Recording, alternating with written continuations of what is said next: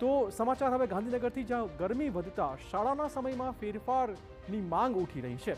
અખિલ ભારતીય રાષ્ટ્રીય શૈક્ષિક મહાસંઘે વ્યક્ત કરી છે ચિંતા। ગરમીના કારણે વિદ્યાર્થીઓના આરોગ્ય પર થતી હોય છે માઠી અસર। ઉનાળુ વેકેશન સુધી સવારનો સમય કરવા સરકારમાં રજૂઆત કરવામાં આવી છે।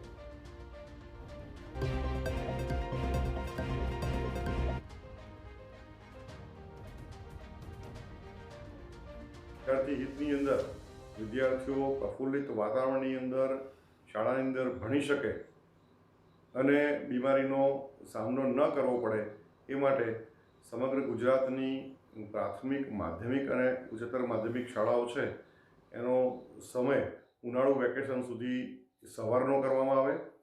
આ બધી બાબત અંગે સમગ્રતાથી વિચાર કરી અને શિક્ષણ વિભાગ આગામી દિવસની અંદર સમગ્ર શાળાઓનો સમય સવારનો કરે તેવી રજૂઆત અખિલ ભારતીય રાષ્ટ્રીય શૈક્ષિક મહાસંઘ દ્વારા કરવામાં